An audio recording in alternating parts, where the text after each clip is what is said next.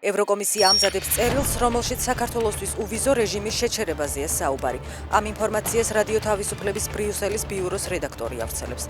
იოზვია კი წერს, რომ საკითხი ევროკავშირის წევრმა ქვეყნებმა კვალიფიციური უმრავლესობით უნდა გადაწყვიტონ. ევროკავშირის საგარეო საქმეთა მინისტრების შეხვედრა ბრიუსელში ხვალ გაიმართება. პენიტენციური სამსახური ადასტურებს, რომ გიორგი ბაჩიაშვილს დაზიანებები აქვს. თუმცა აცხადებს, რომ ის სამარტოო საგანში არაა და 11 ივლისს მასსა და სხვა პატიმარს შორის ინციდენტი დაფიქსირდა. უწყების განცხადებითვე დაზიანებები ორივე პატიმარმა მიიღო და ისინი გლდანის ციხის საავადმყოფოში მკურნალობენ. გიორგი ბაჩიაშვილის ცემის თაობაზე 12 ივლისიდან ინფორმირებული იყო სახალხო დამცველი. როგორც აპარატი განმარტავს, ბაჩიაშვილის მოთხოვნით ისინი იმავე დღეს შევიდნენ ციხეში, თუმცა თავად ბაჩიაშვილმა სთხოვად არ გაესაჯაროებინათ ინფორმაცია ადვოკატებზე ადრე. ომბუდსმენის ცნობით გამოძიების დაწყების მოთხოვნით უკვე მიმართეს პროკურატურას. ვინმე გებუაძემ დაიგინა, რომ სისხლით ჩამსვამდა და ჩამსვა.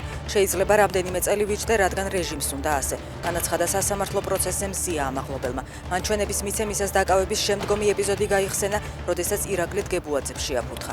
კარი შემოანგრია ვიღაც ახალგაზრდამ, მაგიდებდა უშვერად, რომ არ გაეკავებინათ, მცემდა კიდეც. გამოიწია და სახეში შემაფურთხა, აღნიშნა მზია ამაღლობელმა.